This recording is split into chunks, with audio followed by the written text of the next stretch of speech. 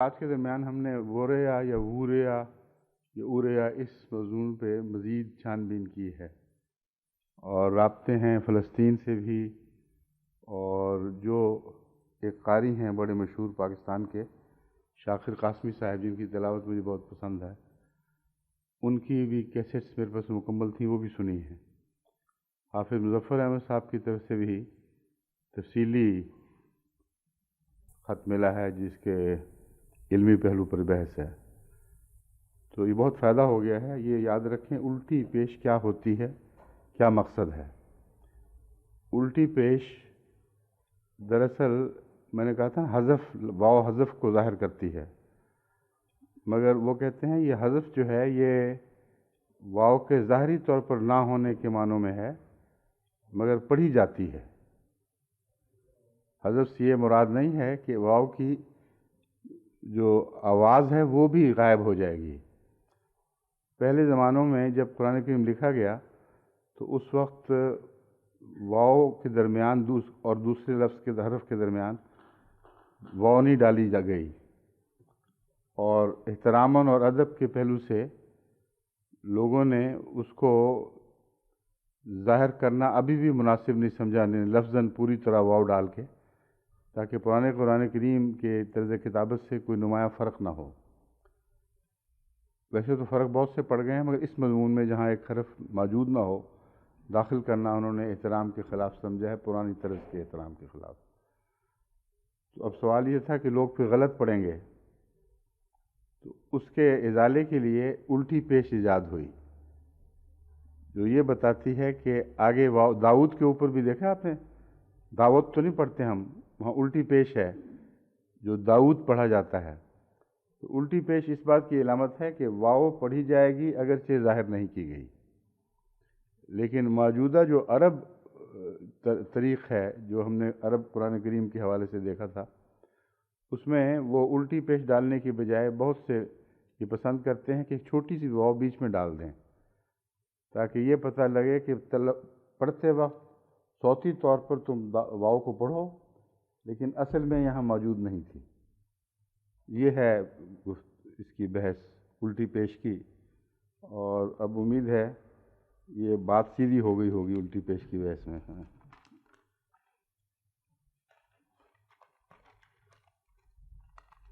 ایک میں کل جو بتا رہا تھا کیمیکل چینجز کے متعلق سمندر کے اندر، اس سلسلے میں ایک دلچسپ بات میں بتانا چاہتا تھا جو بھول گیا تھا۔ جو انقلابی کام ہوا ہے وہ دو آدمیوں نے کیا ہے، ایک ہے وہ کیا نام تھا اس کا، رشین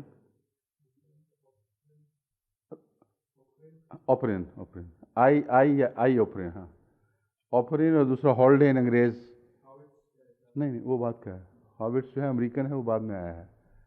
پہلے دو جنہوں نے بنیادی کام کیے ہیں وہ اوپرین اور ہالڈین، اور ہالڈین پیدا ہوا ہے 92 میں اور 64 میں فوت ہوا ہے، اور اوپرین 94 میں پیدا ہوا ہے اور 80 میں فوت ہوا ہے۔ تو اس نئے علمی انکشاف کے جد امجد ہیں یہ دونوں، سب سے اہم کام ان دونوں نے کیا ہے۔ میں جو بات بتانا چاہتا تھا کہ میں نے پہلے بتایا تھا کہ جب خدا تعالیٰ کی طرف سے ایک نیا الہام کا سلسلہ کو غلط فہمی نہ سمجھ لے، جو اللہ تعالیٰ کسی کو اپنی دنیا میں اپنا قائم مقام بناتا ہے اور خود خلیفۃ اللہ مقرر فرماتا ہے، تو اس پر جو نور اترتا ہے اس سے دنیا بھی فائدہ اٹھاتی ہے، اور علمی ترقی کا ایک نیا دور شروع ہو جاتا ہے۔ بس حضرت مسیح موعود علیہ السلام کی پیدائش سے لے کر آپ کے جماعت احمدیہ کے قیام تک جو ایک دور ہے، بہت سے علوم جو آج جن پر گفتگو ہو رہی ہے، جن پر بحثیں چل رہی ہیں، یا ان کا آغاز اس دور میں ہو چکا تھا اس سے پہلے، یا وہ لوگ پیدا ہو چکے تھے جنہوں نے ان امور میں ایک بڑے بڑے کام کرنے تھے۔ بس وہ جو 100 سال گزرے ہیں ان میں بہت سے نئے علوم بھی پیدا ہوئے، بہت سے نئے علوم کو پرکھنے کے لیے، ان کی کنت تک پہنچنے کے لیے نئے زاویے پیش کیے گئے، اور ان کے نتیجے میں پھر تحقیقات کا ایک سلسلہ شروع ہو گیا۔ تو جو انقلاب آفرین تحقیقات ہیں وہ ہمارے اس پہلے 100 سال سے تعلق رکھتی ہیں۔ لوگوں کا اندازہ اب یہ ہے کہ زیادہ تر اگلی صدی انہی تحقیقات کو آگے بڑھائے گی، اور کوئی گوشہ ایسا بظاہر دکھائی نہیں دیتا جو ایک نئی انقلاب آفرین بات دنیا کے سامنے پیش کی جائے۔ یہ تو آنے والا وقت بتائے گا، مگر یہ قطعی بات ہے کہ تمام اہم امور جن کا انسان سے تعلق ہے ان پر انقلاب آفرین دور آئے ہیں، جو حضرت مسیح موعود علیہ السلام کی پیدائش سے لے کر اب تک یہ سلسلہ جاری رہا ہے۔ اس تحقیق میں میں نے یہ بھی ذکر کیا تھا کہ اس کا ذکر ملتا ہے کثرت سے سلیکون کا بھی، کلے کا بھی، اور یہ بھی بتایا تھا کہ سمندر میں بہت ہلکی مقدار ہونے کی وجہ سے وہ جو مستقل آگے بڑھنے والا عمل ہے وہ ان کیمیا میں جاری نہیں ہو سکتا۔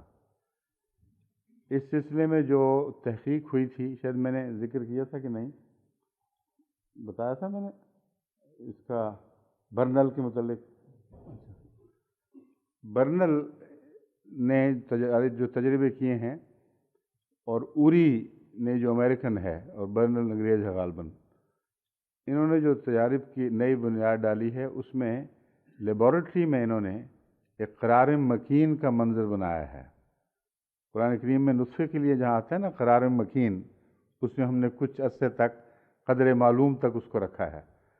تو انہوں نے پرانے زمانے کا تصور کر کے کہ یہ فضا ہوگی، یہ چیزیں اویلیبل ہوں گی، زندگی کے جو جراثیم ہیں ہر قسم کے وہ مارنے کے بعد کہ ان کا بیچ میں دخل نہ رہے، خالصتاً ان آرگینک کیمیکل سے اور ان میٹل سے جو وہاں موجود تھیں اس زمانے میں، ان گیسوں سے جو اس زمانے میں موجود تھیں، تقریباً وہی پروپورشن بنائی جو سمندر میں پائی جاتی ہے، لیکن اس میں پھر کچھ تبدیلیاں بھی کیں۔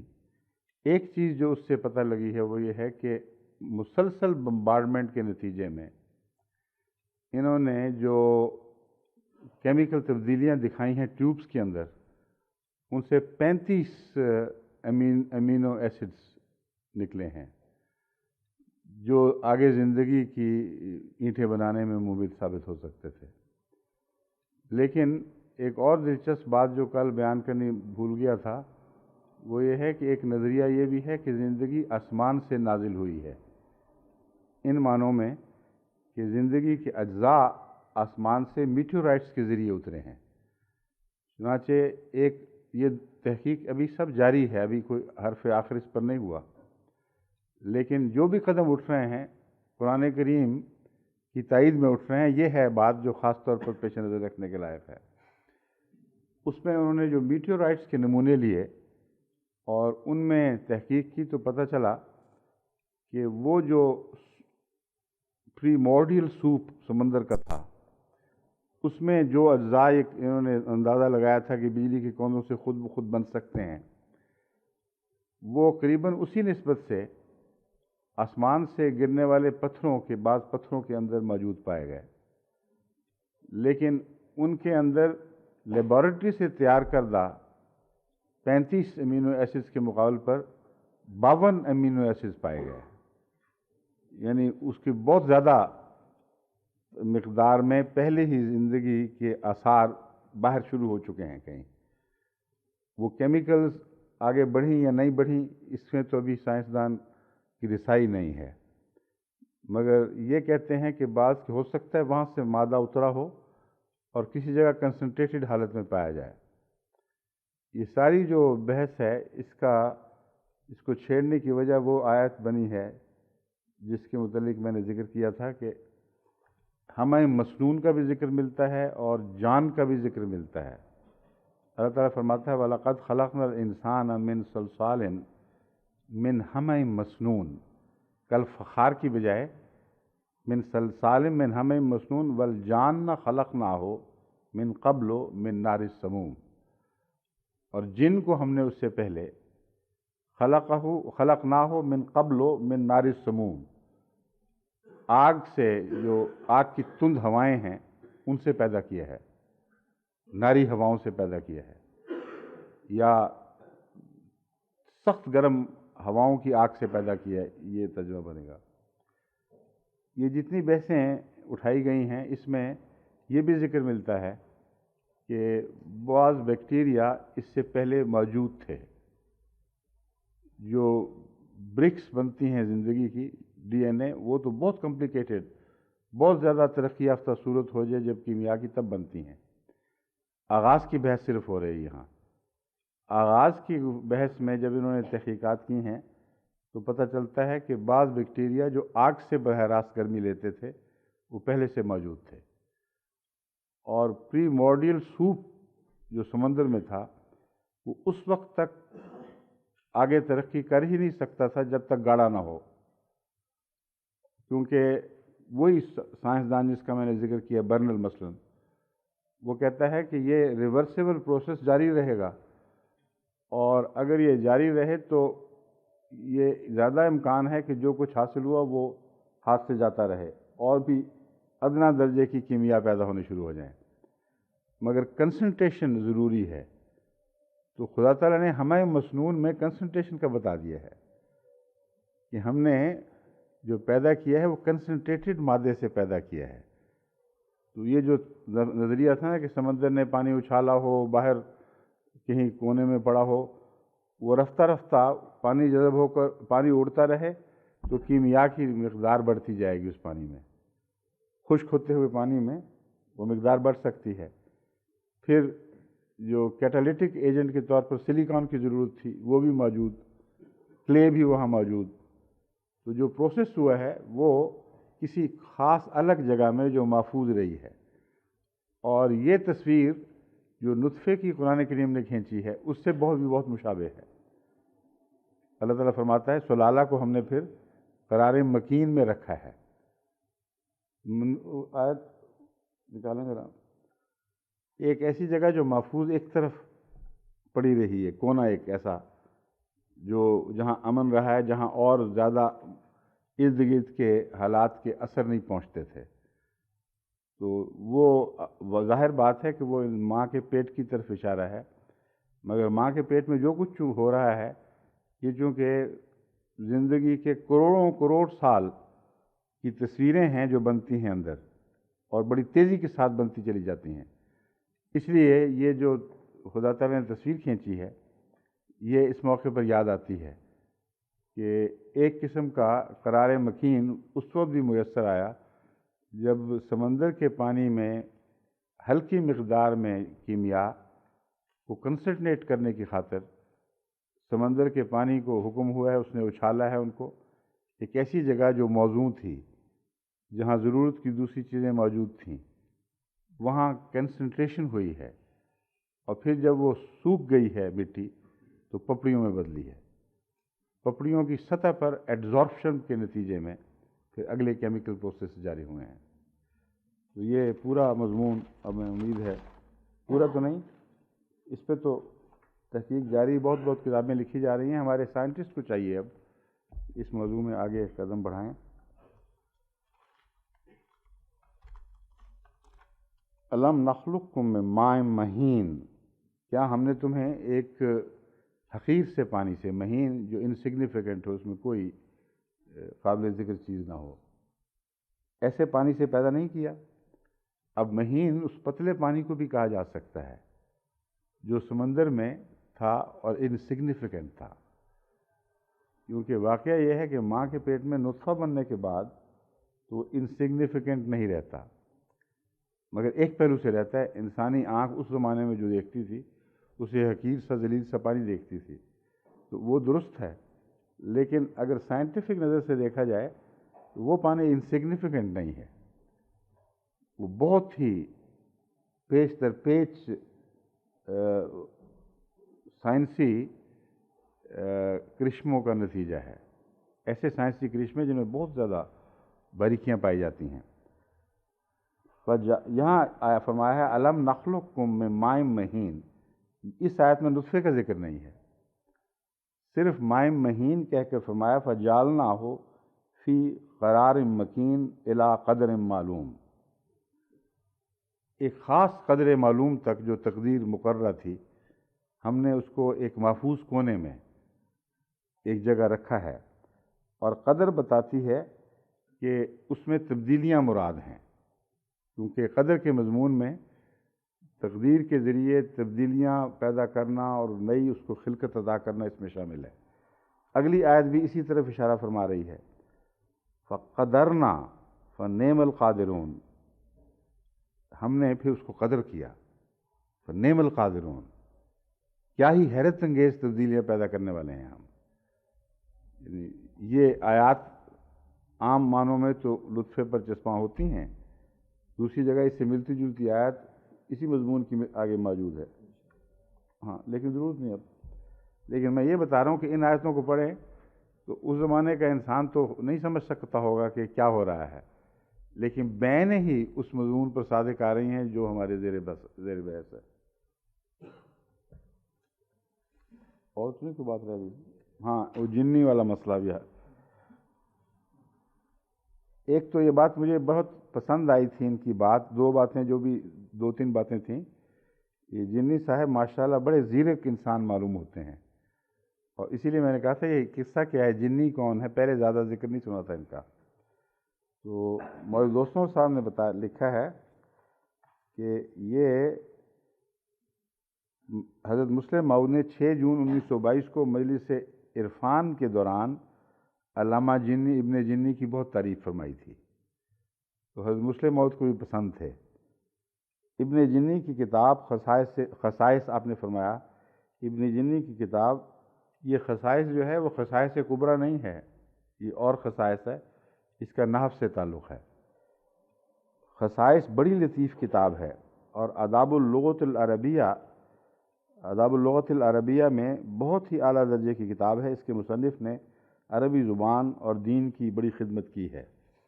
تو یہ تو ہیں علامہ ابن جنی، لیکن جن کا نہیں پتہ لگا کہ کہاں سے آیا ہے وہ۔ ایک انہوں نے تحقیق کی ہے، ہمارے پرائیویٹ سیکرٹری صاحب نے، منیر احمد صاحب نے، منیر جاوید صاحب نے، انہوں نے ایک جن شہر نکالا ہے، جنی نام کا ایک شہر، وہ ہے سینیگال میں، مالی میں۔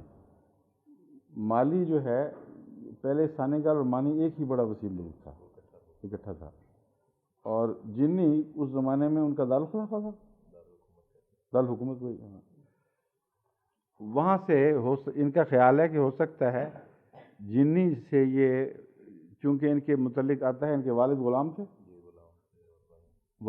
تھے، تو اس لیے بعید نہیں کہ جنی شہر سے، یا اس زمانے میں ان غلام پکڑ کے لے جائے جاتے تھے، عرب دنیا میں بھی دوسری دنیا میں بھی، تو ان کے والد جنی شہر سے آئے ہوں، اس لیے جنی کہلاتے ہوں، تو کوئی بعید نہیں، یہ ٹھیک ہو سکتا ہے۔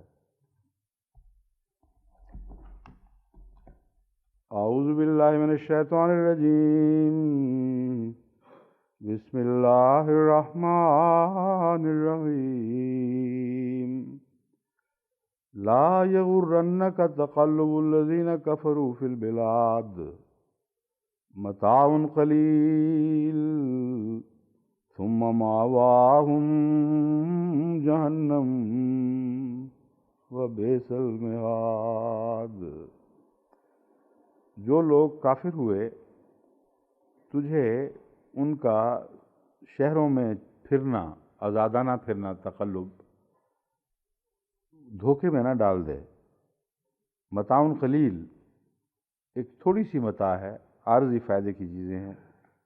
ثم مأواہم جہنم، پھر ان کا آخری ٹھکانہ جہنم ہوگا، اور بہت ہی برا ٹھکانہ ہے۔ آل عمران 197۔ اس میں یغرنہ کا کی بحث ہے، غالباً پہلے بھی گزر چکی ہے، غرور کے لفظ کے ساتھ۔ شیطان کو غرور کہا جاتا ہے، غرور کہتے ہیں دھوکے کو، تو دھوکے میں نہ ڈال دے تجھے یہ بات، یعنی غلط نتیجہ نہ نکال بیٹھو، یہ مراد ہے۔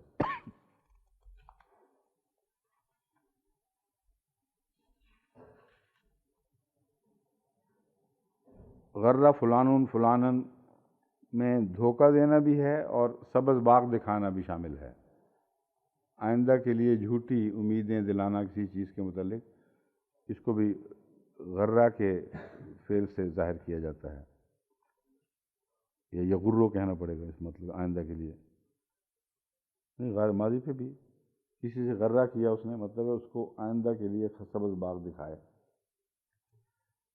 والمغرور المخدوع، اور مغرور دراصل دھوکہ خوردہ انسان کو کہتے ہیں۔ اس لیے یہ بھی ایک دلچسپ بات ہے کہ جو مغرور ہیں ان کے نام کے اندر ہی ان کا دھوکہ داخل ہے، سوائے اس کے کہ اللہ اپنی مرتبوں کے علم کے نتیجے میں ایک بڑائی کا دعویٰ کرے، کسی کو حق نہیں ہے تکبر کا، اور تکبر نام ہی دھوکے کا ہے۔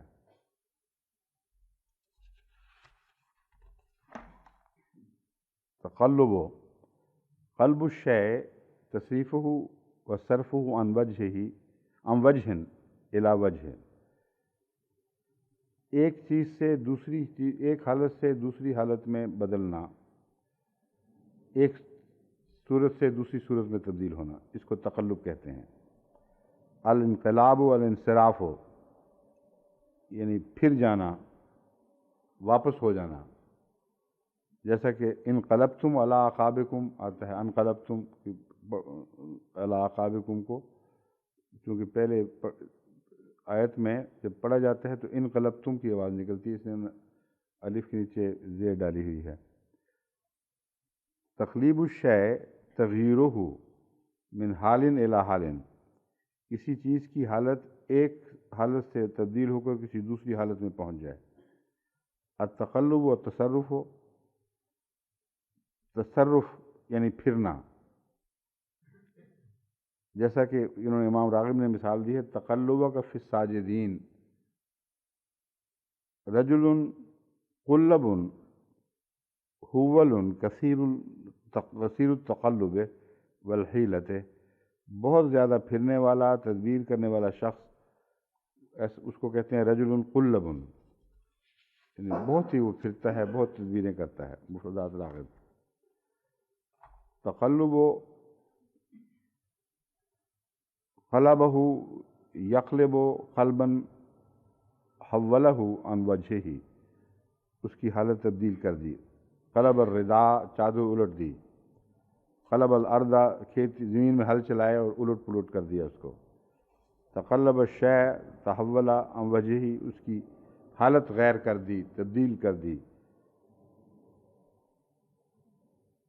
ہو کر دی نہیں ہوگی یہاں تو، یہ تقلبہ جو ہے لفعل، اس میں ہونے کا معنی پایا جاتا ہے، اور تحولہ میں تبدیل ہو گئی، کسی کی حالت تبدیل ہو گئی، حالت غیر ہو گئی، دونوں جگہ لفظ تقلبہ آئے گا۔ وہ شے تقلب کر گئی، تحول عن وجہہ، تقلب عن فراشہ، وہ پہلو بدلتا رہا، علی فراش، اپنے بستر پر پہلو بدلتا ہے، اس کو بھی تقلب کہتے ہیں۔ ہوا یہ تقلب فی اعمال السلطان، امور سلطانیہ کے بجاوری میں وہ بہت دوڑتا پھرتا رہا۔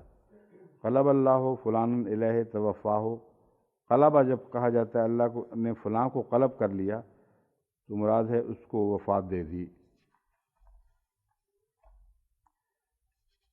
یہ باقی ساری صورتیں قرآن کریم کے حوالے میں سے پیش کی گئی ہیں، غریب القرآن نے یہ سب حوالے اکٹھے کیے ہیں، ان کی تفصیل میں جانے کی ضرورت نہیں ہے۔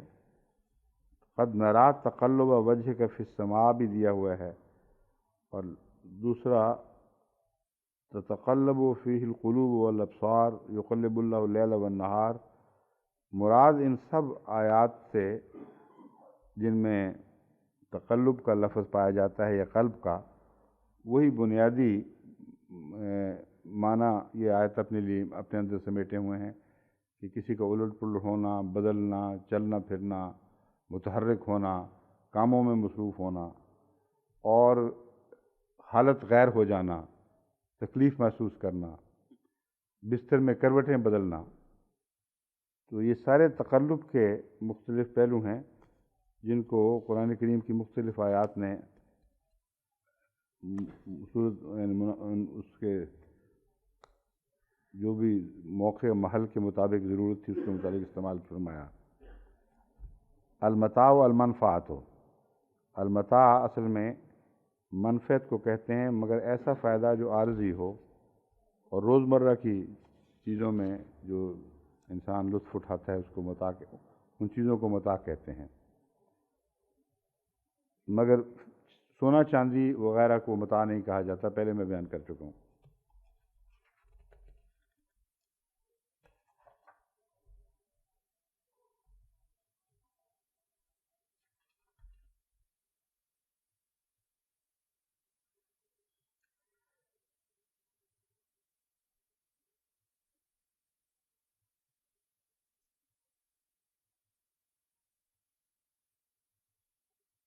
لفظ متع کو بھی انہوں نے لیا ہے مفردات راغب نے، مگر شیعہ مفہوم کے مطابق نہیں۔ یہ روشنی ڈالی ہے کہ لفظ متع کا جو لفظ آتا ہے کہیں کہیں اس کا کیا معنی ہے اصل میں۔ متع اس مال کو کہتے ہیں جو باقاعدہ شادی شدہ عورت کو طلاق دے کر اس کی جو عدت کا زمانہ ہے اس کے خرچ کے طور پر دیا جاتا ہے۔ تو یہ جو لفظ متع ملتا ہے بعض احادیث میں بھی، بعض دوسری جگہ، جس سے شیعوں نے ایک متع کا ایک نیا عقیدہ بنا لیا ہے۔ حضرت امام راضی لفظ متاع کے اندر اس کا ذکر اس طرح کر دیتے ہیں، امام راغب راضی نے امام راغب، کہ وہ مسئلہ بھی ساتھ ہی حل ہو جاتا ہے۔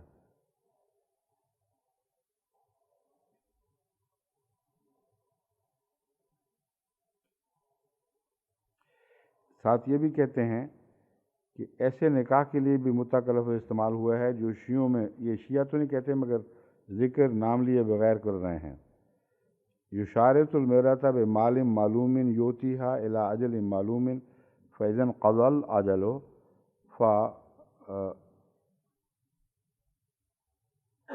فارقها من غیر طلاق۔ کہتے ہیں یہ جو چلا ہے سلسلہ، اس کے لیے بھی متع کا لفظ استعمال ہوتا ہے کہ کسی عورت سے یہ طے کر لیا جائے کہ فلاں مدت تک کے لیے میں نکاح کرتا ہوں، اور معین مدت جب وہ گزر جائے تو جو حق مہر کے کا عذر رکھ کر جو رقم بھی طے کی جائے وہ دے دی جائے، اور اس صورت میں طلاق نہیں ہوگی بلکہ اس کو چھوڑ دینا ہی، مدت کا اپنے انجام کو پہنچ جانا ہی اس معاہدے کے اختتام کا اعلان ہوگا۔ یہ دراصل شیعہ متع کی تعریف ہے جو امام راغب نے فرمائی ہے۔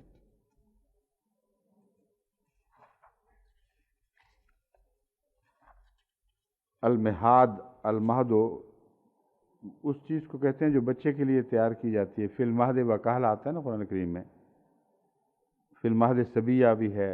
المہد والمہاد المکان الممہد المعطع، ہموار اور تیار کی گئی جگہ کو مہد کہتے ہیں، جیسا کہ قرآن کریم نے آج جعل لکم الارض مہدا فرمایا ہے۔ مہدت لک حیاتہ وسویتہ، حیاتہ ہے، حیاتہ وسویتہ، میں نے اسے مہیا کیا، برابر کیا۔ مہدت لہ تمہیدا، میں نے اس کے لیے خوب چیز کو ہموار کیا اور تیار کیا۔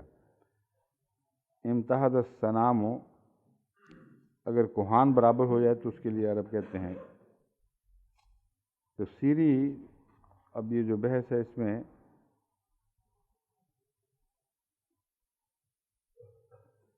عام طور پر یہ بحث اٹھی ہے تمام تفاسیر میں کہ کیا مراد ہے، کون کافر ہیں جن کے متعلق یہ ذکر ملتا ہے، کافر ہیں، مشرک ہیں، کون لوگ ہیں۔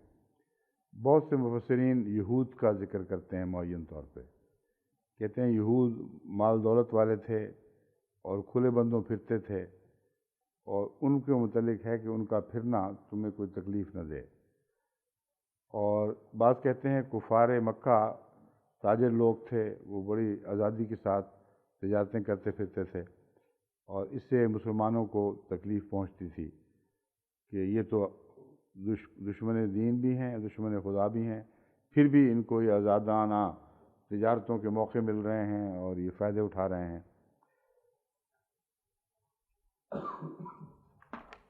بس اس کے وہ جو تکلیف تھی اس کے ازالے کے لیے اور ان کے ظاہری عیش و عشرت کی حقیقت کھولنے کی خاطر اللہ تعالیٰ نے گویا یہ کلام فرمایا ہے۔ تفسیر کبیر رازی میں لکھا ہے لا یغرنک میں مخاطب کون ہے؟ اس بارے میں دو آراء ہیں۔ اول مخاطب حضور ہیں اور مراد امت ہے۔ یہ بھی ایک بحث اٹھی ہے جو بڑی اہم ہے۔ بعض لکھتے ہیں کہ حضرت رسول اکرم صلی اللہ علیہ وآلہ وسلم کو تو کسی ایک دن بھی کفار دھوکہ نہیں دے سکے، قطعی طور پر تاریخ سے ثابت ہے کہ آپ کو کبھی دھوکہ نہیں دیا گیا، تو پھر قرآن کریم میں اللہ تعالیٰ یہ کیوں فرما رہا ہے کہ تجھے دھوکہ نہ دے دے؟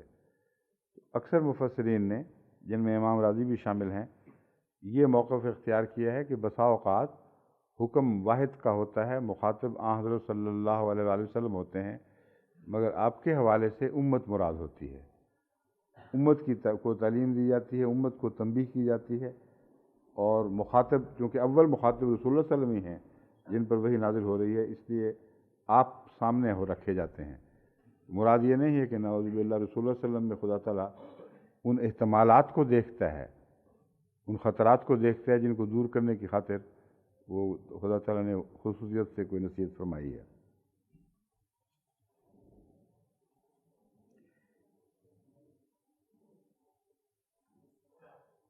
ایک موقف امام راضی نے یہ بیان کیا ہے کہ قتادہ کہتے ہیں کہ دراصل رسول اللہ صلی اللہ علیہ وآلہ وسلم اس لیے دھوکے سے بچے تھے کہ اس قسم کی آیات کثرت سے نازل ہوتی تھیں جہاں کفار سے متنبع کیا جاتا تھا۔ تو کہتے ہیں نا فور وارنڈ فور آرمڈ، وہ مضمون کہتے ہیں صادق آتا تھا کہ چونکہ پہلے تنبیہ موجود تھی اس لیے آپ اس کے خلاف مسلح تھے اور دفاع کی طاقت رکھتے تھے۔ وہ کہتے ہیں اس آیت کا، اس مضمون کا ثبوت اس آیت میں ملتا ہے وَلَوْلَا ثَبَّتْنَاكَ لَقَدْ كِدتَّ تَرْكَنُ إِلَيْهِمْ شَيْئًا قَلِيلًا، کہ اگر ہم تجھے تیری تثبیت نہ کرتے، تجھے ثبات قدم عطا نہ فرماتے اور تجھے سنبھالتے نہ، تو ہو سکتا ہے کہ تو کچھ نہ کچھ رفتہ رفتہ ان کے موقف کی طرف سرکتا جاتا، بس اللہ تعالیٰ نے تجھے ہمیشہ سنبھالے رکھا ہے۔ اس آیت کا یہ ترجمہ یہ کرنا کہ تنبیہیں دے کر کے سنبھالا ہے، میرے نزدیک درست نہیں ہے، کیونکہ ثبت نامے وہ آسمان سے جو ثبات قدم اترتا ہے، وہ اپنے موقف پر پوری طرح قائم رہنے کے لیے جو دلوں کو قوت عطا ہوتی ہے وہ مراد ہے، وارننگز نہیں ہے۔ تو وہاں وارننگز کی بحث ہے، اس کی تائید میں یہ آیت پیش کرنا درست نہیں ہے۔ آن حضرت صلی اللہ علیہ وآلہ وسلم کے لیے جو دھوکے سے مقابلہ ہے اس میں ثبات کا کوئی دخل ہی نہیں ہے۔ غور کر کے آپ دیکھیں کہ دھوکے کا تعلق فراست سے ہے، ثبات قدم سے نہیں ہے، اور دھوکے کے نتیجے میں پھر بعد میں قدم ڈگمگاتے ہیں اور انسان لغزش کھاتا ہے۔ تو یہ آیت ہے، یہ ثبات قدم سے تعلق رکھنے والی آیت ہے۔ دھوکے کا جواب یہ ہے کہ اللہ تعالیٰ نے آن حضرت صلی اللہ علیہ وآلہ وسلم کو وہ نور عطا فرمایا تھا جو خوب اچھی طرح لوگوں کو پہچانتا تھا، مومنوں کو بھی، منافقوں کو بھی، کافروں کو بھی، ان کی پیشانی کی علامتوں سے آپ پڑھ لیتے تھے۔ اس لیے یہ نور فراست تھا جس کے متعلق اللہ تعالیٰ فرماتا ہے کہ مومن اللہ کے نور سے دیکھتا ہے، بس اس میں ثبات قدم کے مضمون کا کوئی تعلق نہیں ہے۔ ثبات قدم ہوتا ہے دشمنوں کی یلغار کے نتیجے میں، دشمنوں کے ایسی دھمکیوں کے نتیجے میں جس سے معلوم ہوتا ہے کہ اب مسلمانوں کے، ان مومنوں کے قدم اکھڑ جائیں گے، وہ غالب آ جائیں گے، ان کی تالیاں اور ان کا شور و غوغا اور خطرناک حملے، یہ چاہتے ہیں ثبات قدم کو۔ یہ دھوکہ نہیں ہے، تو کھلم کھلا حملے ہیں اور جڑیں اکھیڑنے کی کوشش کی جا رہی ہے۔ اس کے جواب میں اللہ تعالیٰ فرماتا ہے کہ اگر ہم تجھے تیرے قدموں کو مضبوط نہ کرتے۔ اب اس میں ایک حصہ ابھی باقی ہے گفتگو بحث کا کہ نتیجہ پھر یہ کیوں نکالا، لَتَرْكَنُوا إِلَيْهِمْ شَيْئًا قَلِيلًا، اس کے باوجود اس میں دھوکہ مراد نہیں ہے۔ اگر ہم تجھے ثبات قدم عطا نہ فرماتے تو رفتہ رفتہ ان کی طرف سے رکھ جاتا۔ یہ امر واقعہ یہ ہے کہ محض دھوکے کے نتیجے میں لوگ اپنے دین سے سرکہ نہیں کرتے، بلکہ غیر معمولی رعب میں آ کر، خوف زدہ ہو کر بھی لوگ رفتہ رفتہ اپنے دینی موقف سے سرکنے لگتے ہیں۔ ہم نے پاکستان میں کئی جگہ دیکھا ہے، وہ جماعتیں جہاں تربیت پوری نہیں تھی، جہاں کئی لحاظ سے بعض کمزوریاں پہلے ہی پائی جاتی تھیں، کئی لوگ تھے جو نہ کبھی چندوں میں نہ روزمرہ کی تنظیموں میں، اور اکثر مرتد ہونے والے بے نمازی تو تھے ہی۔ مرتدوں کی تعداد زیادہ نہیں ہے، مگر جتنی بھی ہے سارے عرصے میں اگر 1000 بھی آپ کہہ لیں تو تمام تر وہ ہیں جن کی تحقیق میں نے کروائی تو پتہ چلا کہ ان میں ایک بھی جماعت سے تعلق میں مخلص نہیں تھا۔ پہلے ہی وہ کنارے پر زندگی بسر کرنے والے تھے، اور ان میں سے ہر ایک میں اخلاقی خرابیاں پائی جاتی تھیں۔ نمازوں کے باغی، چندے کبھی ادا نہیں کیے، دھوکے بازیوں میں ملوث، کئی قسم کی شرارتیں۔ جب دباؤ ان پر پڑا ہے تو یہ سرکنے کے لیے تیار بیٹھے تھے، پھر سرک کے ان کی طرف جا ملے، کیونکہ اس وقت ان کا اصل ظاہر ہو گیا کہ ہم تو دنیا دار لوگ ہیں، خام خواہ ایک دیندار جماعت کا لبادہ اڑا ہوا ہے۔ اب یہ بھی بڑی دلچسپ بات ہے کہ ایسے لوگ ان کے پاس جاتے ہیں جن کو اللہ ثبات قدم عطا فرماتا ہی نہیں، جن کو عطا فرمائے وہ سرک ہی نہیں سکتے، اور سب سے زیادہ ثبات قدم اس کو ملتا ہے جو ہر وقت خدا کے سامنے رہتا ہے۔ بس حضرت صلی اللہ علیہ وآلہ وسلم کو جو ثبات قدم نصیب ہوا ہے وہ خدا کے حضور دن رات کی ہر لمحہ کی حاضری سے ہوا ہے۔ جب ایک قوی طاقتور حلیف یا مددگار یا سرپرست کی موجودگی کا احساس ہر وقت رہے، اس وقت انسان کے لیے سرکنے کا سوال ہی کوئی نہیں۔ اس لیے یہاں بھی یہ مراد نہیں ہے کہ کوئی غیر معمولی دو وقت آتے تھے، رسول اللہ علیہ وسلم کے اوپر ایک قسم کا زلزلہ سا طاری ہو جایا کرتا تھا اور اللہ سنبھالنے کے لیے ثبات قدم عطا کرتا تھا۔ ایک جاری و ساری ثبات کی حالت میں حضرت صلی اللہ علیہ وسلم کی زندگی کٹی ہے، اور یہ خدا کے فضل سے ہوتا ہے۔ تو اس لیے یہ آیت اس مضمون کی تائید نہیں کرتی جس کا تعلق دھوکے کے ذریعے، فریب کاری کے ذریعے لوگوں کے دین بگاڑنا ہے یا اور نقصان پہنچانا ہے۔ اور یہاں جو اللہ تعالیٰ فرما رہا ہے وہ تو مضمون یہ ہے، لا یغرنک تقلب الذین کفروا فی البلاد، یہ تو مضمون ہی اور ہے۔ اس کا نہ اس دھوکے سے تعلق نہ اس دھوکے سے تعلق جس کی ہم باتیں کر رہے ہیں، نہ روب سے تعلق، نہ فریب کاری کے ذریعے ایمان بدلنے سے تعلق۔ اس کا تو صرف اس مضمون سے تعلق ہے کہ یہ لوگ جو کفار ہیں، ان کو جو دنیا کی نعمتیں ملی ہیں اور آزادانہ یہ دوڑتے پھرتے ہیں ملکوں میں، یہ بات تمہیں اس دھوکے میں مبتلا نہ کر دے کہ یہ نیک انجام لوگ ہیں اور فائدہ اٹھا گئے۔ اور یہاں بھی یہ درست ہے کہ مخاطب حضرت صلی اللہ علیہ وآلہ وسلم ہے، لیکن تنبیہ امت کو ہے۔ بعض لوگ کہہ دیتے ہیں جی ہمارا کیا بنا، ان کا کیا بنا، دیکھو تو صحیح اچھے بھلے کھاتے پیتے دوڑتے پھرتے ہیں، نہ کوئی عذاب نازل ہوا اور ہمیں مار کوٹ کے ایک طرف پھینک دیا، کیا بنا ہمارا۔ یہ آوازیں بعض کمزور ایمان والوں کی طرف سے بعض دفعہ ابتلا کے بعد اٹھا کرتی ہیں۔ ان کا جواب ہے، اول تو اس کا تعلق صرف اس زمانے سے نہیں، کیونکہ جو سیاق و سباق ہے آیات کا وہ اسلام کے مستقبل کی بھی خبر دے رہا ہے، اور مستقبل کی عظیم شان ترقیات کے اوپر بھی روشنی ڈال رہا ہے۔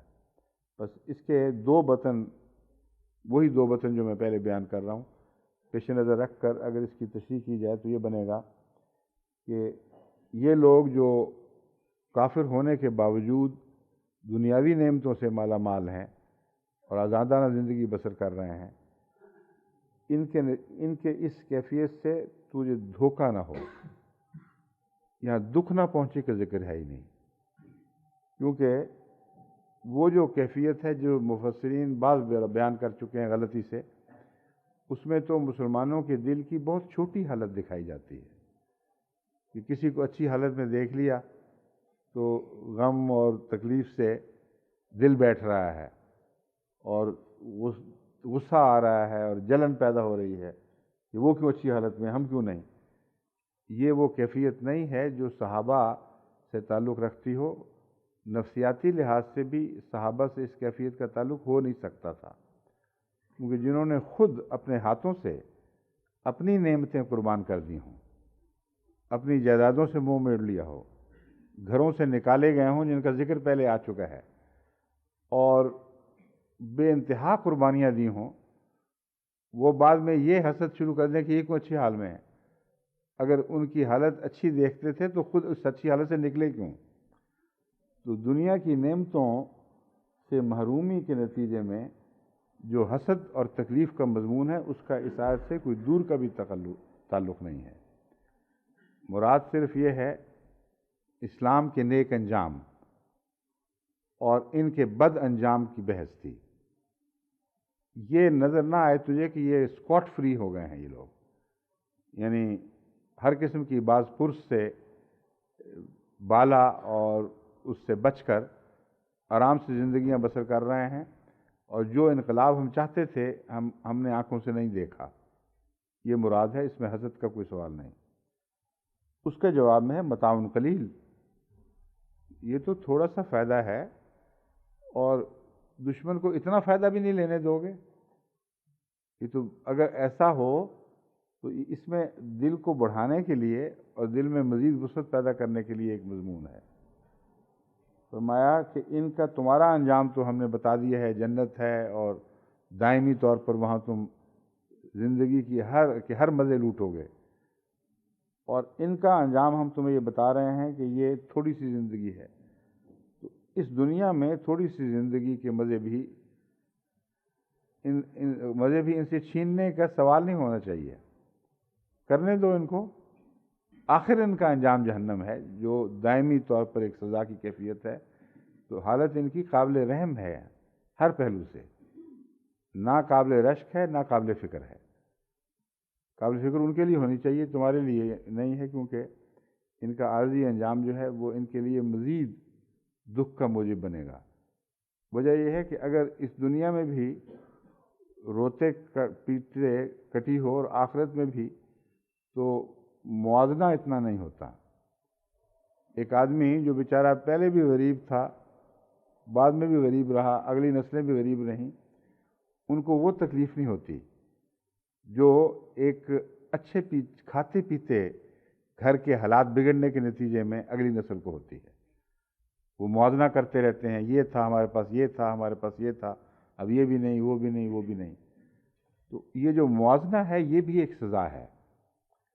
اس لیے اللہ تعالیٰ نے اس کا یہ جو میں بات بیان کر رہا ہوں، یہ قرآن کریم سے ثابت ہے، یہ مجھے کوئی فرضی بات منسوب نہیں کر رہا۔ قرآن کریم جہنم میں داخل کرتے وقت فرماتا ہے ذُقْ اِنَّکَ أَنْتَ الْعَزِیزُ الْکریم۔ اب چکھ اس مزے کو، تو بڑا معزز، بہت ہی نعمتوں میں پلا ہوا اور بڑی عزتوں والا انسان ہے۔ تو یاد کرایا ہے کہ وہ عارضی زندگی جس کی خاطر تو نے اس دنیا کو تج دیا، اس دنیا کو اپنے ہاتھوں سے کھو دیا، وہ یہ تھی، اب تمہاری کریمی اور تمہاری عزت ساری کہاں گئی؟ تو یہ جو موازنہ ہے یہ عذاب کو اور زیادہ تیز کر دیتا ہے۔ بس متاع قلیل ہے، اس کے بعد تم اس متاع قلیل سے بھی ان کو محروم دیکھنا چاہتے ہو، جبکہ وہ دراصل عذاب ہی کا حصہ ہے، اور عذاب میں اضافے کا موجب بنے گی، نہ کہ اس خیال سے عذاب میں کمی آئے گی۔ اب وہ لوگ جو اچھے حال سے برے حال میں جاتے ہیں، ان کے اچھے حال کی یادیں ان کو کوئی بھی فائدہ نہیں پہنچاتی، روتے ہی رہتے ہیں اور تکلیف بڑھتی ہے۔ جو برے حال سے اچھے حال میں جاتے ہیں ان کی موجیں ہی موجیں ہوتی ہیں، وہ یاد کرتے ہیں ہنستے ہوئے، کبھی ہمارا یہ حال تھا، ہمیں 2 وقت کی روٹی میسر نہیں تھی، یہ حال تھا، ہم لفٹوں کے لیے انگلیاں اٹھاتے پھرتے تھے، اور اب خدا نے کھانے دیے، گھر دیے، موٹریں عطا کیں وغیرہ وغیرہ، تو وہ بات کی تبدیلی ان کے حالات کو اور زیادہ اچھا بنا کے دکھاتی ہے۔ تو اس لیے یہ وہ موازنے ہیں جو اس میں پیش نظر ہیں۔ دوسرا بطن اس کا یہ ہے کہ آئندہ زمانے کی خوشخبریاں ہیں۔ اللہ تعالیٰ فرماتا ہے یہ لوگ جو دوڑتے پھریں گے اور کامیابیاں حاصل کریں گے، شہروں میں اور ملکوں میں ان کی آزادانہ جد و جہد اور زمین دنیا پہ قبضے کرنا، یہ تجھے تکلیف نہ پہنچائے، کسی قسم کا یعنی غلط فہمی میں مبتلا نہ کرے۔ وجہ اس کی یہ ہے کہ آن حضرت صلی اللہ علیہ وآلہ وسلم کو قرآن کریم ہی میں ان قوموں کے عروج کی خبریں دی گئی تھیں، اور بڑی وضاحت کے ساتھ دی گئی تھیں، یہاں تک کہ یاجوج ماجوج کی شکل میں ان کو موج در موج تمام دنیا پر قابض دکھایا گیا۔ تو ایسی حالت میں کہیں یہ غلط فہمی نہ ہو کہ اس دنیا میں بھی یہ اس حالت میں یعنی ان کا انجام آخری غلبے کا انجام ہے، یہ غلط فہمی دور کرو، کیونکہ آخری غلبے کا انجام صرف اسلام کے لیے مقدر میں ہے، اور دین محمد مصطفیٰ صلی اللہ علیہ وسلم کے آخری غلبے کی راہ میں یہ کوشش، یہ ان کی ترقیات ہرگز روک نہیں بنے گی، اور جب یہ ختم ہوں گی تو متاع قلیل ہی دکھائی دیں گی، اور دنیا میں بھی ان کے لیے بعد میں ایک جہنم کا سا منظر ہوگا۔ تو واقعہ یہ ہے کہ وہ قومیں جنہوں نے بہت ترقیات کی ہیں، جب وہ ہاتھ سے جاتی رہتی ہیں تو مڑ کر دیکھتے ہیں تو متاع قلیل ہی نظر آتی ہے ان کو۔ اسپین میں دیکھیں کیا ہوا ہے مسلمانوں سے، 800 سال کی موجودگی کے بعد، جس میں سے 500 سال بڑی شان اور شوکت کی حکومت ہے، اس عرصے کے بعد جب وہ گیا ہاتھ سے تو اب جا کے دیکھیں متاع قلیل کے سوا کچھ دکھائی نہیں دیتا، نہ تو آنن فانن آیا اور گیا، اور جو موجود ہیں وہ اب دندناتے پھرتے ہیں۔ تو یہ کیفیت آخری مقابلے میں اس طرح نہیں ہوگی، یہ خوشخبری دی جا رہی ہے۔ آخری مقابلے میں اسلام بہرحال غالب آئے گا، اور یہ جو عارضی ان کے غلبے ہیں دنیا پر، جو دنیا داریوں کے، یہ سب ختم کر دیے جائیں گے۔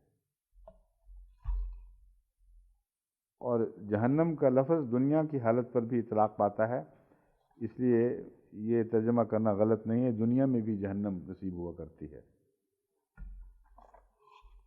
اگلی آیت۔ اب ہمارے پرائیویٹ سیکرٹری صاحب کا ایک مشورہ تھا کہ اس صورت کو اسی رمضان میں ختم کرنے کے آثار بظاہر دکھائی نہیں دے رہے، اب اس لیے کیوں نہ کل کے درس کو بھی اسی صورت کے درس میں شامل کر لیا جائے، اور اسی رمضان میں اس کو ختم کرنے کی کوشش کی جائے۔ میں صرف یہ ہمارے ہاں کہتے ہیں، کوئی بات کہتے ہیں حکیم نے کہا ہے تمہیں، حکیم سے مراد ایک حکمت والے کا بھی ہے۔ تو میں پوچھنا چاہتا ہوں کہ کس حکمت والے نے آپ کو مشورہ دیا ہے کہ لازم ہے کہ ضرور اسی رمضان میں ہم اس صورت کو ختم کریں؟ کوئی تو بڑی پیاری صورت ہے، چلنے دیں جتنا چلتی ہے، یا ہماری صورت تو چلتی رہے گی، ہماری کوشش جتنا اس کا ساتھ دے سکتی ہے ہمیں چلتے رہنا چاہیے، اور کل کے مضمون کو بدلنا نہیں چاہیے، کیونکہ کل مجھے یقین یہ جو آیات ہیں باقی مجھے خیال ہے کہ ایک درس میں تو ویسے ہی ختم نہیں ہو سکتی، یہ بحث ختم ہو ہی نہیں سکتی، اس لیے جو باقی ہے انشاءاللہ وہ اگلے سال سے ہی اللہ تعالیٰ سے نیک توقعات رکھتے ہیں۔ اس آیت کی تلاوت تو نہیں کی میں نے سر؟ اعوذ باللہ من الشیطان الرجیم، بسم اللہ الرحمن الرحیم۔ تعوذ کی دوبارہ ضرورت تو نہیں ہوتی، مگر وقفہ چونکہ پڑ جاتا ہے اس لیے حرج بھی کوئی نہیں۔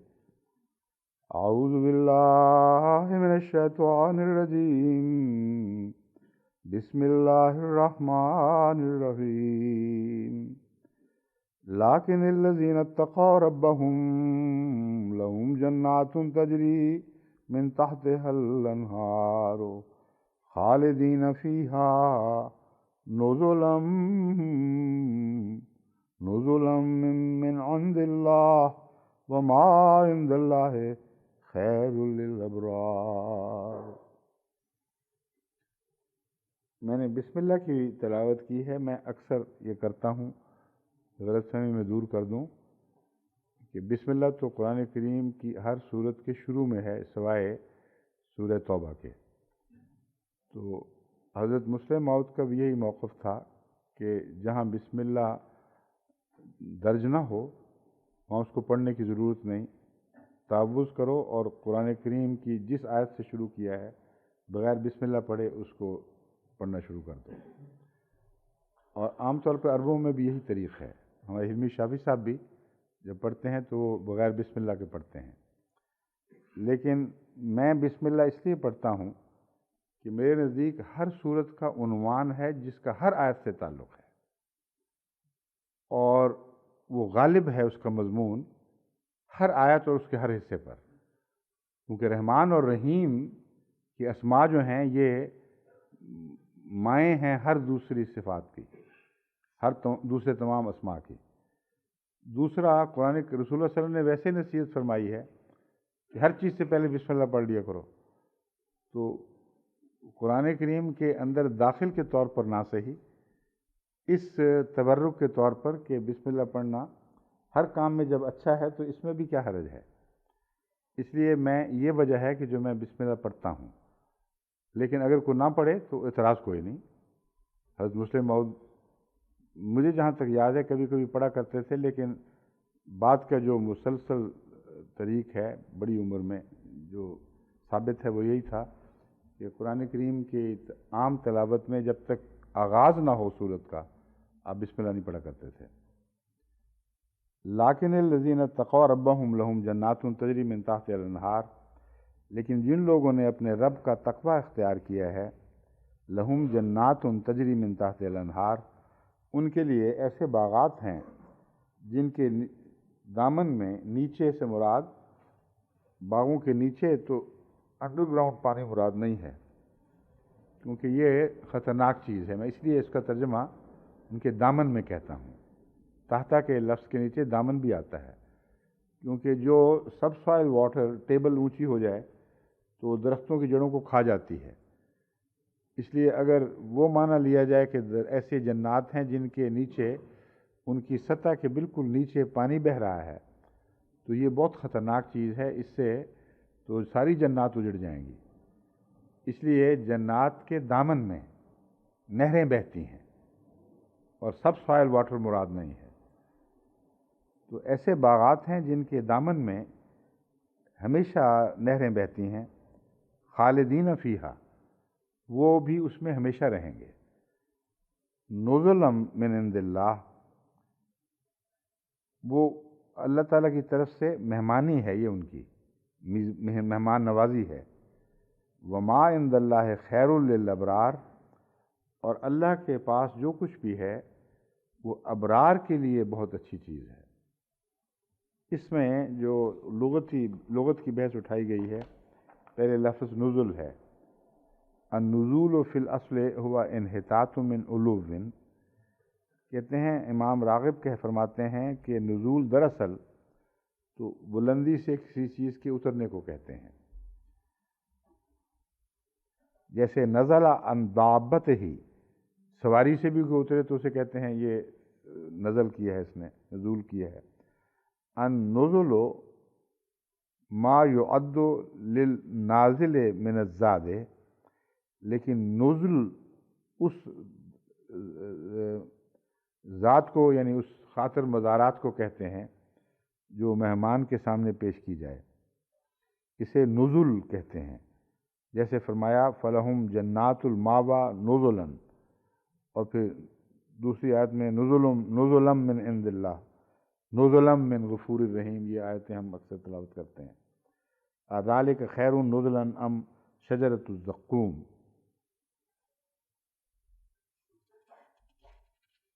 نزل کیوں اسے کہا ہے، جو پیش کیا جاتا ہے اسے نزل کیوں کہا جاتا ہے؟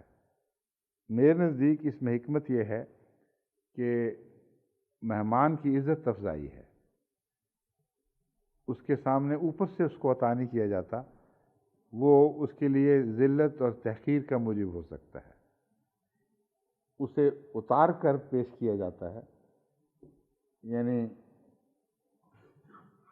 وہ جو عزت کرنے والا ہے وہ جھکتا ہے، گویا کہ وہ اس کے سامنے ایک چیز اتار کر پھر نیچے سے پیش کرتا ہے، یہ مراد ہے، اوپر سے اترتی نہیں ہے اس کے لیے۔ یہ مفہوم اس لیے مناسب ہے کہ قرآن کریم میں جو اللہ تعالیٰ فرماتے ہیں نزلم من غفور الرحیم، تو خدا مہمان نوازی جب کرتا ہے تو مہمان نوازی میں اکرام داخل ہے۔ اگر اکرام کے معنی لیے جائیں تو پھر خدا تعالیٰ تو معزز ہے، سب سے اونچا ہے، اور اکرام میں خدا تعالیٰ کی کوئی شان کے اوپر حرف تو نہیں آتا۔ ادنا لوگوں کو کے سامنے جھک کر کی چیز پیش کرنا جس طرح مہمان نوازی کی جاتی ہے، تو یہاں میں سمجھتا ہوں کہ نزول میں اس کے طرز عمل کی طرف اشارہ ہے جو میزبان ہے، وہ اترتا ہے اپنے منصب سے اور مہمان کی عزت کی خاطر اس کو اس طرح پیش کر رہا ہوتا ہے کہ وہ قبول کرے گا تو میری عزت افزائی ہوگی۔ تو یہ معنی نزول میں داخل ہیں اور خدا تعالیٰ کی شان کے خلاف نہیں بلکہ شان کو بڑھانے والے ہیں۔ خدا تعالیٰ میں بھی اپنے بندوں کے لیے توبہ کے لیے جھکنا اور ان کی حالتوں میں نیچے اترنا، انا عند ظن عبدی بی کا مضمون یہ صاف بتا رہا ہے کہ خدا تعالیٰ خود اپنے بندوں کے لیے اترتا ہے۔ لیلۃ القدر میں خدا کا نیچے اتر آنا یہ اس کی تخفیف نہیں ہے بلکہ خدا کی اکرام کی کرم کی شان ہے۔ جتنا زیادہ انسان کسی کی خاطر اپنے اخلاق حسنہ کی وجہ سے اس کے اس طرح خاطر کرے گویا کہ وہ ایک معزز چیز ہے، تو اس کو معزز بنانے والے کی ذلت نہیں ہوا کرتی۔ تو نزول میں سمجھتا ہوں رسول وہ جو محاورہ ہے نا مہمان کا کی خدمت، اگر اوپر سے اتارنا مراد ہوتی ہے تو اس کے منہ پہ مارنے والی بات ہے۔ میزبان کے ایٹیچیوڈ کی طرف اشارہ زیادہ ہے، وہ اس طرح پیش کرتا ہے جیسے وہ جھک گیا ہے، اور یہی نظر آتا ہے مہمان نوازی میں، اس کی جان یہی ہے۔ نزیل مہمان کو بھی کہتے ہیں، اترنے والے کو، تو اس پہلو سے ایک ظاہری معنی بھی بن جاتا ہے کہ نزیل کے پاس سامنے جو پیش کیا جائے وہ نزل ہے۔ اترنے والا مہمان ہے، کھانا نہیں اترا، لیکن نزیل کی نسبت سے جو کچھ اس کے سامنے رکھا جائے اسے نزول کہا جاتا ہے۔ یہ تاج اقرب الموارد نے اور تاج العروس نے نہیں، یہ تاج العروس نے معنی دیے ہیں۔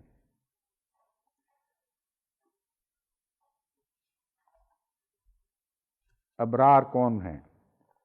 البر اے توسع فی فعل الخیر۔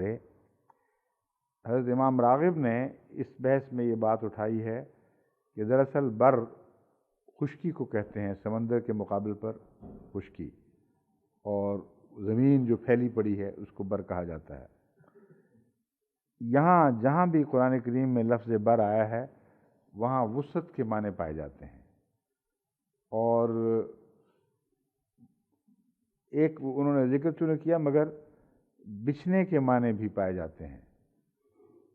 چنانچہ بر کا لفظ قرآن کریم میں ماں باپ سے احسان کے لیے بھی استعمال ہوتا ہے اور خدا کے تعلق میں بھی استعمال ہوتا ہے۔ ماں باپ سے برم بوالدہ ہے، مثلا وہ اپنے ماں باپ کے سامنے بچھا رہتا تھا، یعنی ان کی تواضع ان کی خاطر میں کوئی کمی نہیں کرتا تھا، ان کے سامنے عاجزی اختیار کرتا تھا۔ اور لیس البر ان تولوا وجوہکم والی آیت میں وَلَن تَنَالُوا الْبِرَّ حَتَّىٰ تُنْفِقُوا مِمَّا تُحِبُّونَ، یہ وہی مادہ ہے۔ یہاں بر عمومی نیکی کے معنوں میں استعمال ہوا ہے، اور حضرت امام راغب نے بھی اس آیت کو لفظ بر کی بحث میں بھی استعمال کیا ہے۔ یعنی لفظ بر اور بر اگر مصدری حالت میں دیکھے جائیں تو ان دونوں کے معنوں میں نیکیاں داخل ہیں، عاجزی بھی داخل ہے، ماں باپ کے ساتھ احسان کا سلوک بھی داخل ہے، اور خدا تعالیٰ سے اپنے تعلقات کو استوار کرنا بھی شامل ہے۔ بس آخری معنوں میں نیکی کی ہر قسم لفظ بر اور لفظ بر کے اندر داخل ہے۔ بر اس مرد کو بھی کہتے ہیں، اس نیکوکار کو بھی کہتے ہیں جو نیکی اختیار کرتا ہے، اور نیکی کے لیے بھی بر استعمال ہوتا ہے۔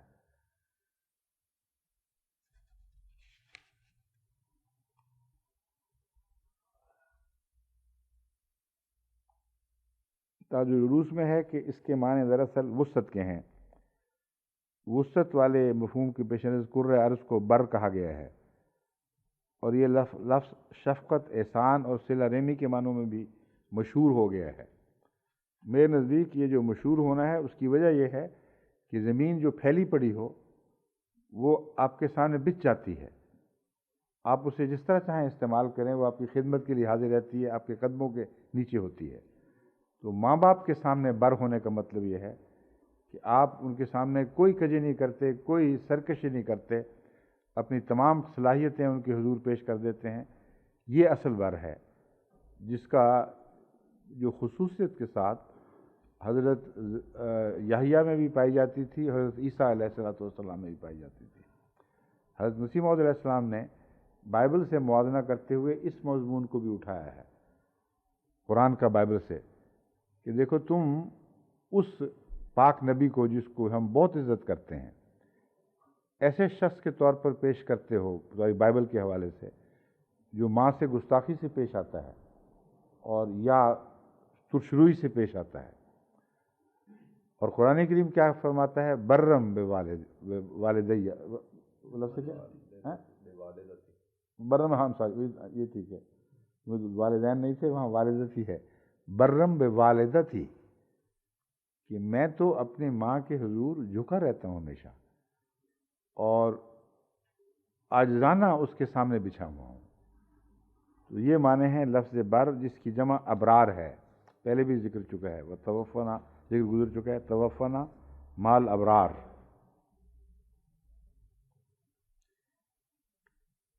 امام تفسیر ابن کثیر میں ابن کثیر کہتے ہیں کہ بر سے مراد حسن سلوک اتنا زیادہ ہے اس نیکی میں کہ یہ ترجمہ کرنا درست ہے کہ وہ شخص جس سے ادنا سا بھی ضرر کسی کو نہ پہنچے وہ بر ہے، اور ابرار اس کی جمع ہے۔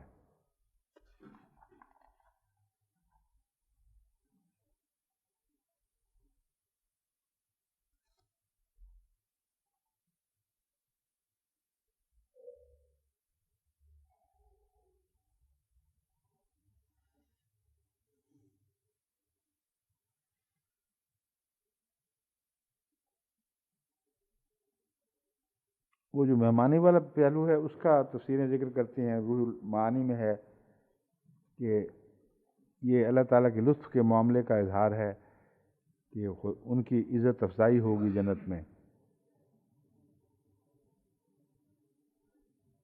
ابن مسعود سے روایت ہے کہ کسی بھی نفس کے لیے خواہ وہ نیک ہو یا بد، موت کے سوا کوئی چارہ نہیں۔ اگر وہ نفس نیک ہے تو اس کے لیے بہتر ہے، خدا تعالیٰ فرما چکا ہے وَمَا عِندَ اللَّهِ خَيْرٌ لِلْأَبْرَارِ۔ یہ تو وہی ترجمہ ہی ہے، کوئی خاص تفصیلی پہلو تو نہیں ہے اس میں۔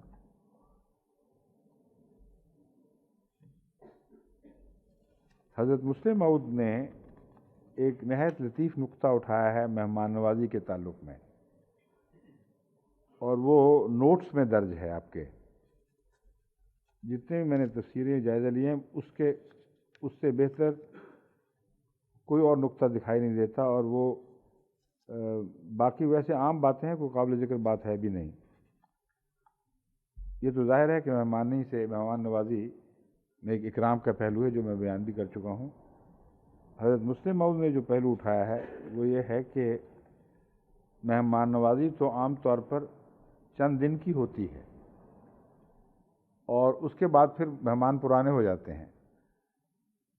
تو دائمی حالت میں مہمان نوازی ایک عظیم خوشخبری ہے کہ خدا کا سلوک مسلسل تم سے از راہ لطف اکرام ہی کا رہے گا، اور تمہیں جو نیم سلوک کیا جائے گا وہ یہ نہیں کہ 2-4 دن کے بعد تم مہمان نوازی سے اتر کے ایک عام آدمی کی طرح بن جاؤ گے، بلکہ تم سے اکرام کا یہ سلوک ہمیشہ جاری رہے گا۔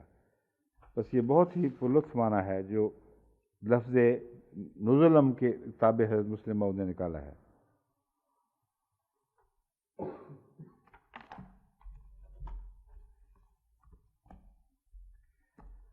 لیکن الذین اتقوا ربهم لهم جنات تجری من تحتها الانہار خالدین فیہا نزلا من عند اللہ وما عند اللہ خیر للابرار۔ ان لوگوں کے تقابل میں جو ان کا سلوک، جن سے خدا تعالیٰ کے کا سلوک کا ذکر ملا ہے بحیثیت ان کے انجام کے، ماواہم جہنم و بئس المہاد، وہ جہنم میں ہوں گے اور بہت ہی برا ٹھکانہ ہے۔ یہ فرمایا وہ لوگ جو اللہ اپنے رب کا تقوی اختیار کرتے ہیں ان کے لیے جنات ہیں جن کے دامن میں نہریں بہتی ہوں گی، وہ ہمیشہ اس میں رہیں گے۔ نزل من عند اللہ وما عند اللہ خیر للابرار۔ اس کا آخرت کے ساتھ تعلق تو ظاہر و باہر ہے، اور یہ وہ مضمون کا دھاگا ہے جو کھلا کھلا چل رہا ہے مسلسل۔ جب میں دنیا کے لحاظ سے خوشخبریوں کے طور پر لیتا ہوں تو اس سے میں یہ نتیجہ نکالتا ہوں کہ اسلام کا جو غلبہ ہوگا بالآخر وہ دائمی ہوگا۔ اس کے بعد کسی اور قوم کو، کسی اور مذہب، کسی اور دین کو پھر غلبہ نہیں ہوگا، اور جو لوگ بگڑیں گے، اگر بگڑیں گے، اور لازماً ہر ایک نے بگڑنا ہے بالآخر، تو وہ اسی دین کے اندر اس غلبے کی حالت میں بگڑیں گے، لیکن ان کی سزا کے طور پر بھی کوئی اور قوم ان پر غالب نہیں آئے گی، بلکہ خدا ان کی پھر صف لپیٹ دے گا۔ اور قرآن کریم میں جو پیشگوئیاں ملتی ہیں ان کی تشریح احادیث میں موجود ہے، اس سے یہ قطعی طور پر ثابت ہے کہ جب اسلام کو ایک دفعہ عالمی غلبہ نصیب ہو جائے گا تو وہ ہمیشہ ان جنتوں میں رہیں گے، سوائے اس کے کہ پھر اللہ تعالیٰ ان کی صف لپیٹنے کا فیصلہ کر لے۔ یہاں عبد کے معنی محدود کرنے پڑیں گے، یہ فرق ہے جو پیش نظر رہنا چاہیے۔ اخروی جنت میں عبد کا معنی ہمیشگی ہے، اور دنیاوی جنت میں عبد سے مراد اس معلوم وقت میں جسے ہم زمانہ کہتے ہیں، اس زمانے میں قیامت تک کے لیے جو دور ہے اسے ہم عبد کہیں گے۔ تو وہ ہمیشہ کے لیے مراد یہ نہیں ہے کہ اس کے بعد بھی وہ بد کردار لوگ بھی جو آخر پہ ہوں گے ان کے لیے بھی جنت کی خوشخبری ہے۔ مراد یہ ہے کہ غلبہ اسلام جب ایک دفعہ آخر پہ آ جائے گا تو تمام زمانوں پر محیط ہوگا، اور پھر اس میں کبھی کوئی تبدیلی نہیں ہوگی۔ تو یہ تو ایسی مجھے قطعی بات دکھائی دیتی ہے جسے آمنے سامنے دیکھ رہا ہوں، اس میں کوئی شک کی کوئی گنجائش ہی نہیں ہے۔ ایک دفعہ جب اسلام کا غلبہ ہوا ہے پھر جد و جہد اندرونی رہ جائے گی، پھر اپنے تقوی کو سنبھالنے کی باتیں ہوں گی ساری۔ کس حد تک ہم اندرونی جہاد میں کامیاب ہوتے ہیں، پھر تمام تر توجہات ان امور کی طرف مبذول ہونی چاہیے۔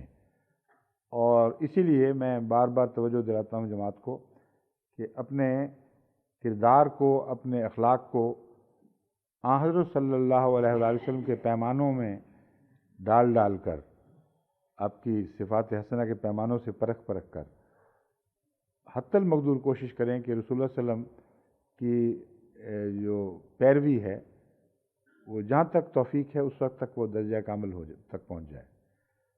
اور یہ جو سلسلہ ہے یہ پھر خود اپنے اندر ابدیت کا ایک معنی رکھتا ہے، کیونکہ وہ لوگ جو رسول اکرم صلی اللہ علیہ وسلم کی اخلاق سے مزین ہو چکے ہوں ان کے اندر بھی ایک ابدیت کا معنی پایا جاتا ہے، وہ اپنی موت تک پھر کبھی اس سے ہٹتے نہیں ہیں۔ اور حضرت مسیح موعود علیہ الصلوۃ والسلام اس کو یوں بیان فرماتے ہیں کہ روح القدس جب ایک دفعہ آ جائے تو پھر چھوڑا نہیں کرتی۔ یہ خیال غلط ہے کہ آج روح القدس آئی اور کل چھوڑ کے چلی گئی، یا روح القدس چونکہ وہاں جبرائیل کے معنوں میں آتا ہے اس کا ذکر مذکر میں ہونا چاہیے، تانیث کی بجائے تذکیر میں ہونا چاہیے۔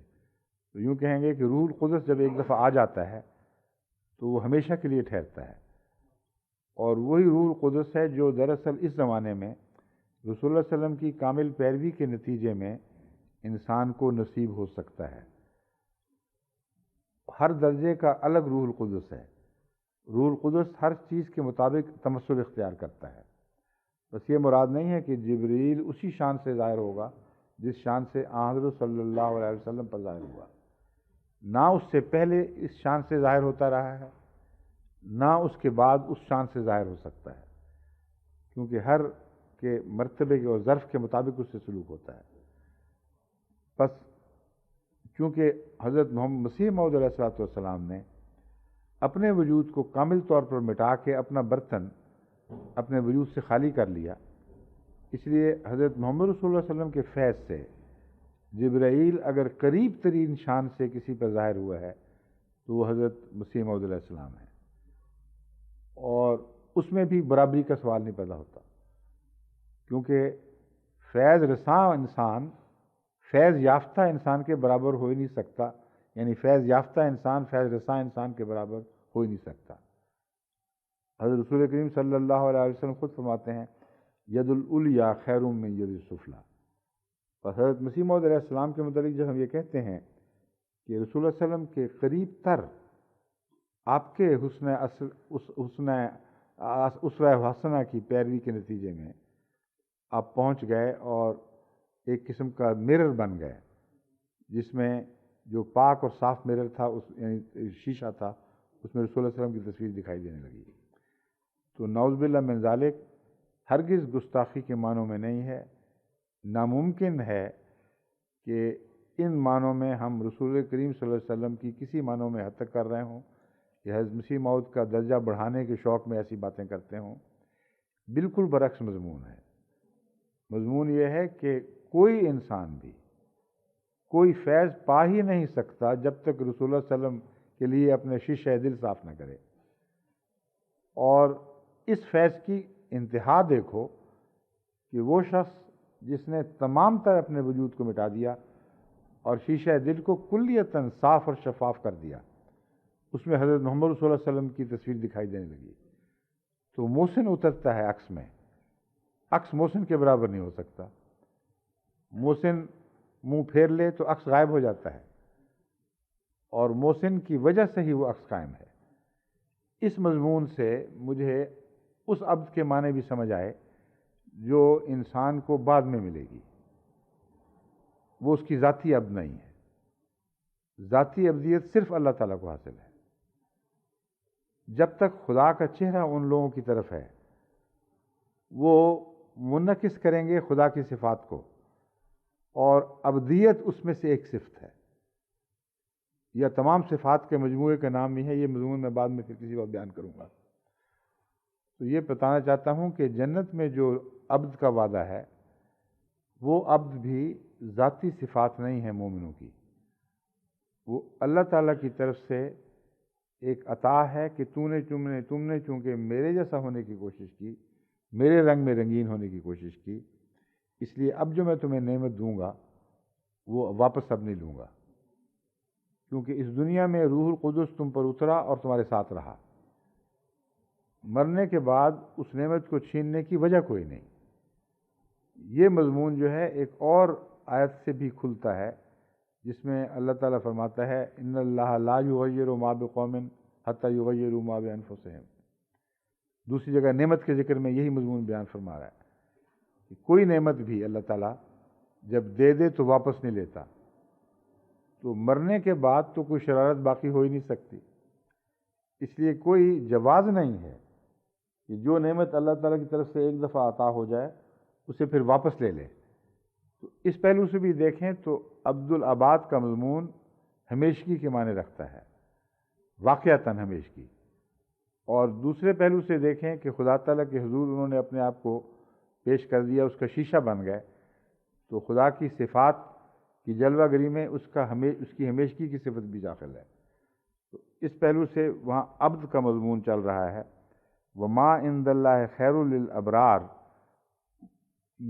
یہ اس میں تو عبد نہیں ہے، لیکن خالدین جو پہلے گزر چکا ہے اس میں عبد کا ذکر آ چکا ہے.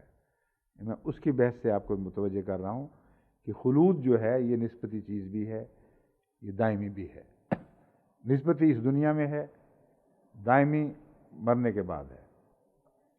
اس دنیا میں نسبتی انفرادی طور پر بھی ہے اور قومی طور پر بھی ہے۔ انفرادی طور پر ایک شخص جو خدا کا ہو جائے اور دائماً اس کا ہو جائے، اسے ابدیت عطا ہو جاتی ہے، اس دنیا میں عالم بقا میں وہ چلا جاتا ہے۔ اور ایک دفعہ میں نے اپنے ایک رویا بتایا تھا جس میں حضرت مولوی غلام رسول صاحب راجے کی کو میں غلام رسول بقاپوری کہتا ہوں، حالانکہ ابراہیم صاحب بقاپوری ہیں اور مجھے یاد ہے، لیکن میں اس کے سوا کچھ کہہ ہی نہیں سکتا رویا میں، یہی لفظ میری زبان پہ جاری ہوتے ہیں۔ اس میں نے بڑی تفصیلی بہت ہی عظیم رویا ہے توحید کے مضمون پر، لیکن آخری نتیجہ اس میں رویا میں بھی یہ سمجھتا ہوں، اور اٹھنے کے بعد جب غور کیا تو مزید روشن ہوا کہ بقا پوری کا لفظ اس لیے بتایا گیا تھا کہ یہ وہ شخص تھا جو اس دنیا میں ہی عالم بقا میں پہنچ گیا تھا، اور وہ لوگ جو زندگی میں بقا کو حاصل کر لیتے ہیں ان کے لیے ابدی جنتیں اتنی قطعی ہیں کہ ان میں کسی تبدیلی کا سوال ہی نہیں، کیونکہ جو نعمت یہاں آ کے دوام پا جائے، قیامت مرنے کے بعد اسے چھیننے کا کوئی جواز ہی نہیں رہتا، کیونکہ اللہ کی شان کریمی کے خلاف بات بنتی ہے۔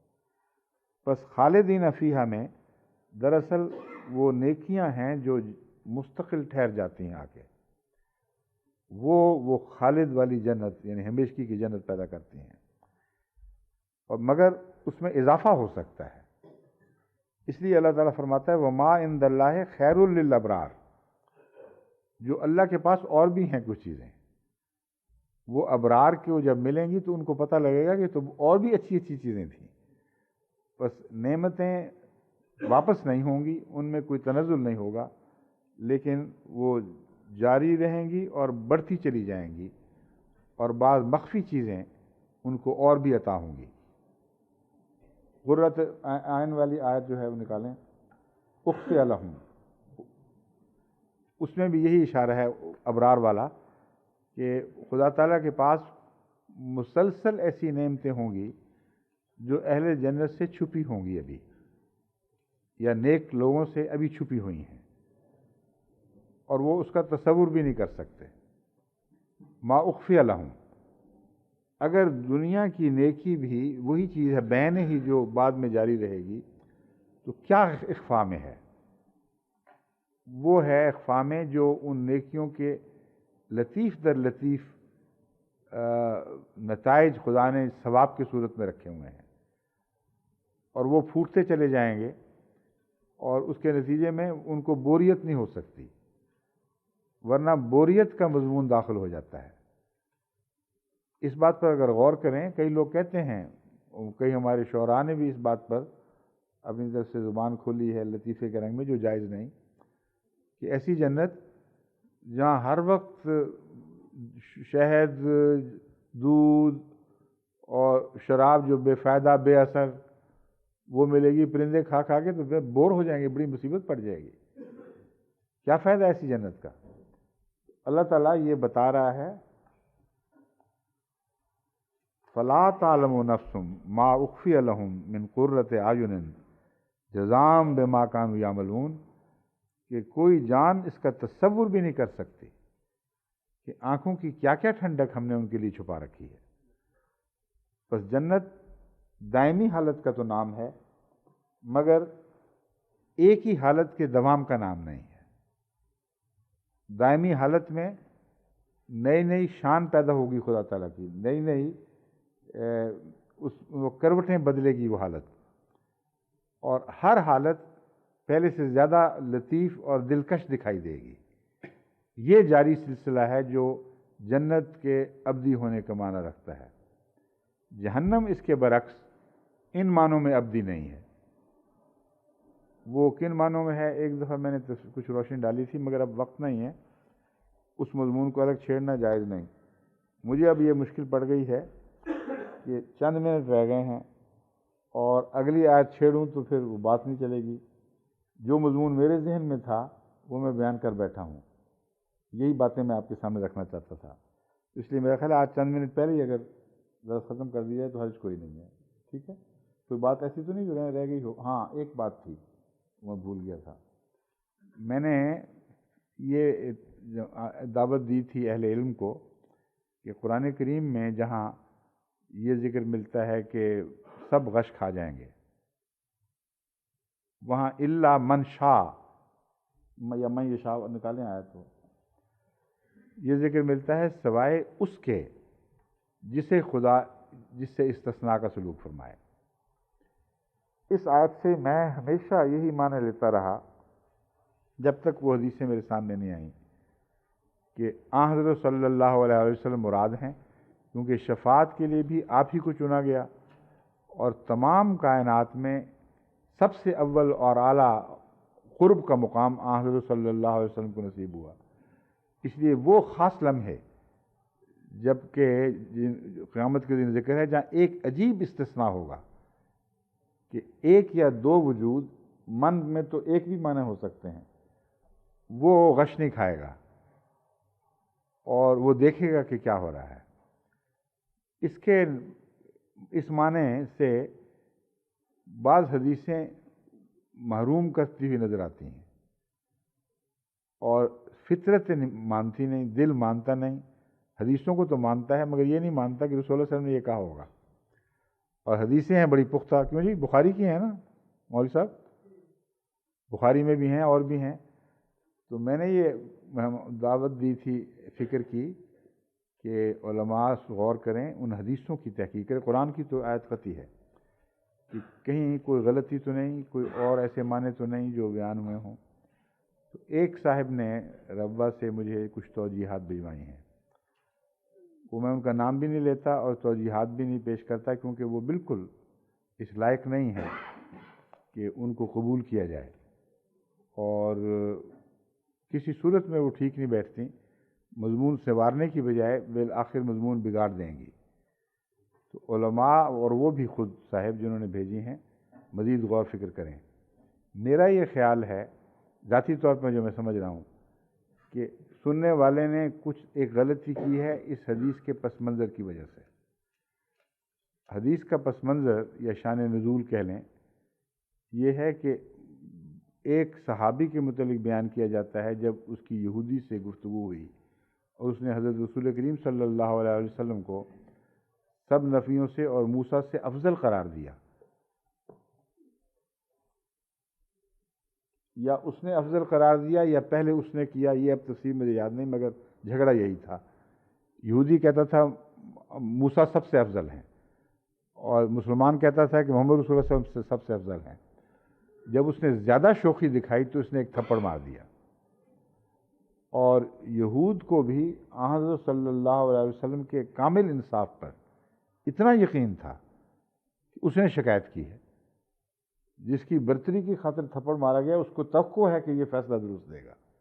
بہت عظیم حدیث ہے یہ اس پہلو سے، اور آغاز کی ہے یہ غالباً، یہ مجھے سن تو یاد نہیں لیکن یہ ہجرت کے بعد جلدی ہوئی ہے واقعہ، غالباً یہ بھی پتہ کریں کب کی۔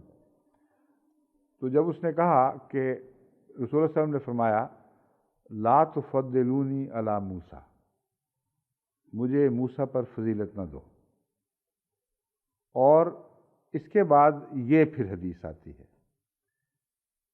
اس سے میں سمجھتا ہوں کہ چونکہ سننے والے کا ذہن زیادہ تر اس طرف تھا کہ رسول اللہ صلی اللہ علیہ وسلم نے موسیٰ کی فضیلت کی دلیل دی ہوگی، اس لیے یہ بات ہوئی۔ اگر یہ مانے تو یہ مضمون بالکل درہم برہم ہو جاتا ہے، وہ کہ رسول اللہ صلی اللہ علیہ وسلم نے تسلیم کر لیا کہ موسیٰ مجھ سے افضل ہے، اس لیے یہ معنی ہو ہی نہیں سکتا۔ سمجھ گئے بات؟ یہ میرے اس تاثر کی اور صالح صفی صاحبہ کے اس تاثر کی تائید کرتی ہے یہ بات۔